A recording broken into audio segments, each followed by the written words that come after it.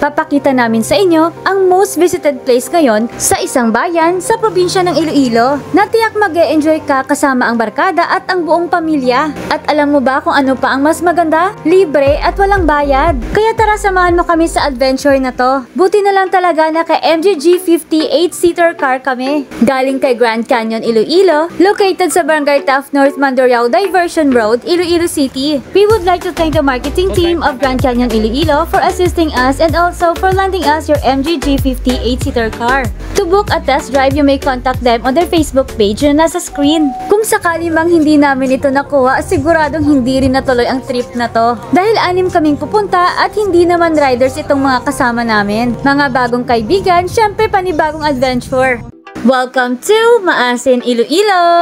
Maasin, Iloilo is the home of Tultugan Festival. It is a second-class municipality in the province of Iloilo. It has a population of 48,461 people according to 2020 census. Bago pa man kami pumunta sa location, bumili na muna kami ng makakain at inumin dahil doon na din kami magla-lunch. At nung nakumpleto na lahat ng kailangang bilhin, dumiretso na kami sa destinasyon namin. After 1-hour drive from Iloilo City going here in Maasin, finally narating na nga namin itong Barangay Daha. At dito na din kami nag-park sa Metro Iloilo Bulk Water dahil may malawak silang parking area. Buti na lang talaga mabait si Sir Guard at pinayagan kami mag-park dito sa loob. Dito pa lang nagandahan na kami sa area dahil maraming puno. At mula rito maririnig mo ng agos ng tubig.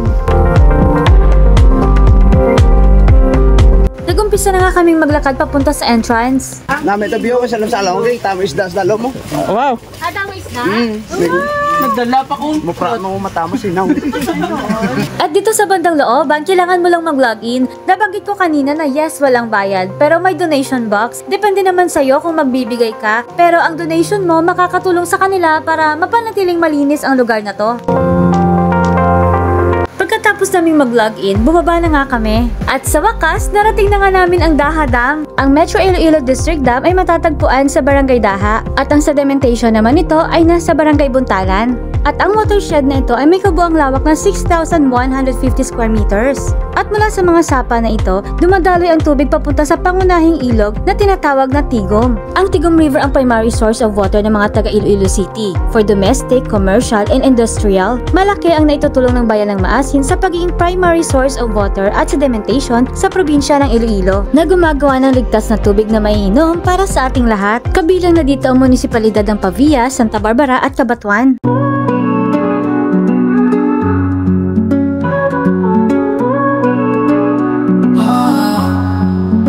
Iloilo ang dalang mo di kong maituki. Bahay mapanay sa puso laging tatangin. Kultura kasaysayan dito nagsama. Sa Iloilo tara na dito tayo magtiwag sama-sama. Pride of Panay, puso't dangal walang kapag. Nagtanggal na nga kami ng mga sapatos para makatawid na doon sa kabila. Doon na din kami pupwesto para makapag-ihaw na. Malinis at malinaw ang tubig dito. Kaya naman gustong-gusto ito puntahan ng mga taga rito. At kadalasang ginagawa itong tambayan ng mga magbabarkada. Magandang bonding din ito with the whole family. At dito na nga din namin uubusin ang oras namin sa buong araw. Kaya kung maipinagmamalaki ka sa lugar nyo, i-comment mo na yan. Baka yan ang susunod na pupuntahan namin. At kung bago ka pa lang sa page na to, huwag kalimutan mag-share, like, and follow para lagi kang updated sa magagandang lugar dito sa Panay. At sa uulitin, this is your Ate Den and you are watching Pride of Panay.